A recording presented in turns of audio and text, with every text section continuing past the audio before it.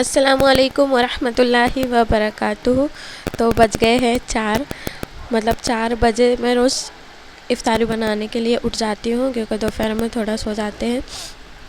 तो यहाँ पर जो जो बनाना था उसका सबसे पहले मैंने सामान निकाल लिया। उसके बाद आज चिकन बनाना था, उसके ही मैं एक जो है चिकन टिक्का बिरयानी बनाऊँगी और उसके ही कटलेट्स भी बनाऊँगी।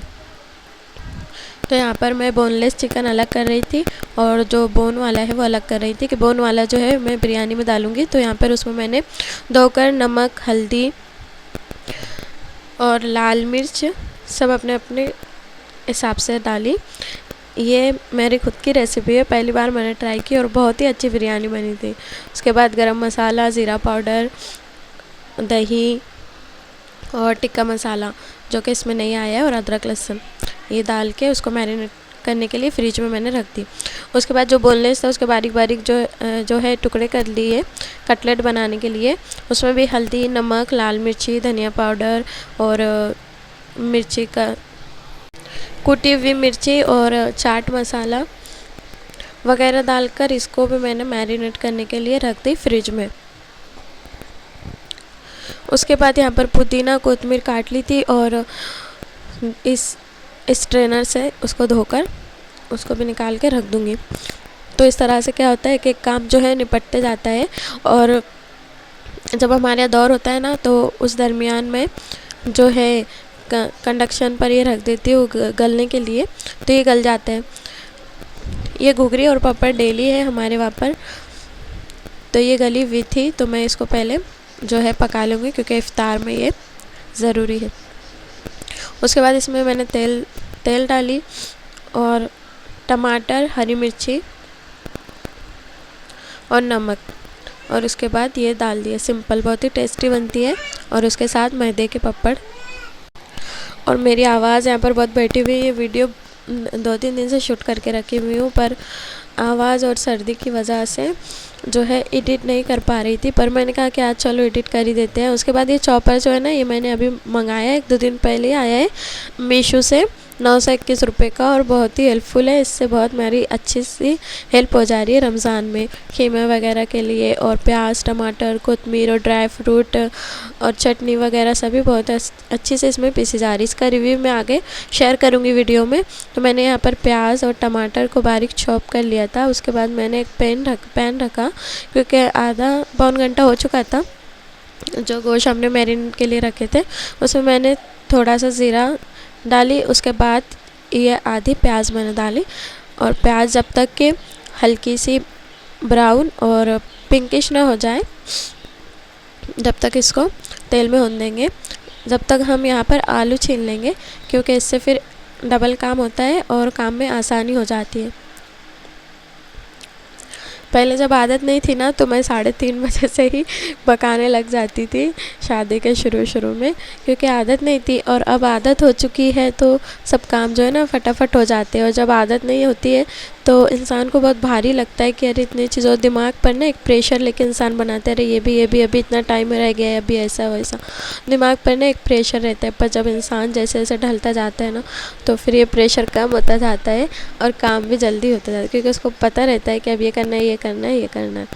उसके बाद जो कटलेट्स का चिकन था ना वो मैं इसमें डाल दूँगी, और इसके गलने तक, क्योंकि पानी छोड़ेगा तो उसमें ही गल जाएगा, इसके गलने तक जो है इसको धीमी आंच पर रहने देंगे। उसके बाद श्रेड कर लेंगे। ये भी अच्छे बने थे कटलेट्स भी। उसके बाद इसका पानी सूख गया था तो इसमें धनिया और कोतमीर से मैंने गार्निश कर दी, और एक किनारे जो है रख दी। इस तरह से एक एक डिश जो है पकते जा रही थी। चलिए बात कर लेते हैं कि मैं यहाँ पर चावल चढ़ा रही हूँ बिरयानी के लिए, जिसमें सिंपल है, आप लोगों सबको ये आता होगा। ज़ीरा, तेज़पान, गरम मसाले, कोतमीर वगैरह डालकर जो है चावल बना लेने हैं बिरयानी के लिए।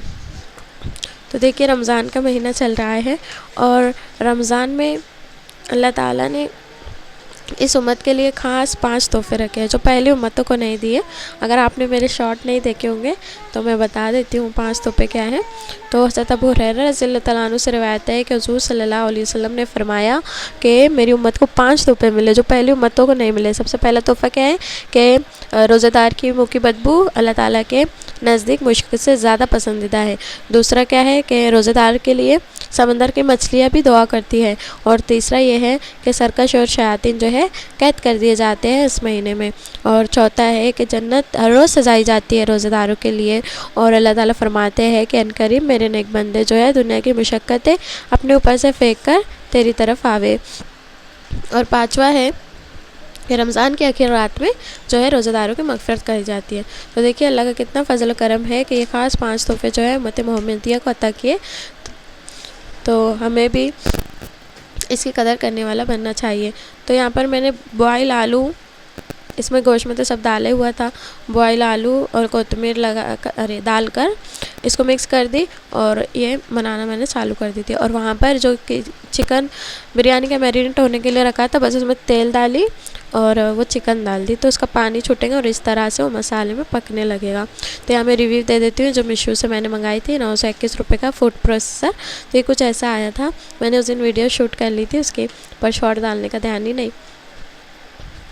बहुत ही काम की चीज़ें, अगर आप भी अपनी कुछ हेल्प कराना चाहते हैं तो ये ज़रूर अपनी किचन में जो है ऐड करें। ये रमज़ान में मैंने मंगाया है। तो ये कुछ इस तरह है और इसकी जो पत्तियाँ ना बहुत काफ़ी शार्प है। ये तो हो गया इसका बर्तन। और मेन मशीन वो है जो अभी कैरी बैग में है। और ये कार्ड आया था जो कि 5 स्टार वगैरह वो सब देना रहते हैं, तो वो उसका इस तरह से अटैच करना है। और ये मेन मशीन है जिसको हमें पानी वगैरह से बचाना है। उसमें 2 बटन है, 1 और 2 नंबर का। मुझे तो बहुत पसंद आया। अगर आप भी ऑर्डर करना चाहते हैं, अपने काम को आसान करना चाहते हैं तो ऑर्डर कर सकते हैं। तो यहाँ पे कटलेट्स भी बनकर जो है तैयार है। और यहाँ पर इकरा को आ गया था बुखार और मैं इसको आ गई थी दवाई देने के लिए। तो दवा देने के बाद फिर और मैं कंटिन्यू करने लगी मेरा खाना पकाना। जब बुखार आता है ना तो बच्चे एकदम लूज से हो जाते हैं और हमें भी अच्छा नहीं लगता।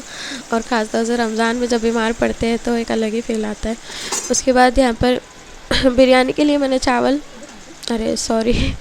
बिरयानी के लिए मैंने प्याज जो है काट ली थी आकर और उसको तेल में फ्राई कर ली। और इसी तेल में मैं पपड़ भी तलूँगी। उसके बाद मुझे अचानक से याद आया कि अरे मैंने अभी तो शरबत बनाया ही नहीं जो कि डेली बनता है। तो जल्दी से मैंने जग में पानी, पिसी हुई शक्कर और सब्ज़े के बीज डाल दिए और रूह अफ़ज़ा डाल दिया। ये भी रमज़ान में हर घर में हर आदमी का फेवरेट होता है। कुछ बने ना बने ये डेली बनता है। ये फ्रिज में रख दूँगी अब। उसके बाद यहाँ पर चावल जो है बॉयल हो गए थे तो अब मैं इसकी जो है परत लगा दूँगी, मतलब मसाले और चावल के। और मैंने सोचा भी नहीं था कि इतनी टेस्टी बन जाएंगी। पहली बार मैंने कुछ अपने तौर से बनाया था और मुझे बहुत दिल में घबराहट थी कि सही बनेंगी या नहीं। ये मसाला इसमें पका के नहीं टिक्का मसाला डाली थी इसलिए थोड़ा, पर बहुत अच्छी बनी थी और बहुत टेस्टी। तो यहाँ पर धनिया की पत्ती और तली हुई प्याज से गार्निश कर देंगे और उसके बाद ये गोश्त डालेंगे। यहाँ पर है ना चावल को मैंने पूरा 100% मतलब पका लिया है क्योंकि ये गोश्त में मसाले में जो ज़रा भी पानी नहीं है ना, पूरा जो पका लिया, मतलब इतना भी नहीं है, मीडियम जो जैसा रहता है थोड़ा टाइट चावल वैसा पका लिया है। उसके बाद जो पैन में जो लगा है ना नीचे, तो उसमें 1-2 घुट का पानी डालेंगे और वो डाल देंगे उसमें। उसके बाद कलर वगैरह डाल के धनिया की पत्ती और तली हुई प्याज से गार्निश करके जो है इसको रख देंगे 5 से 10 मिनट धीमी आंच पर, इसलिए कि जो मसाले का फ्लेवर है वो पूरा चावल में भी चला जाए।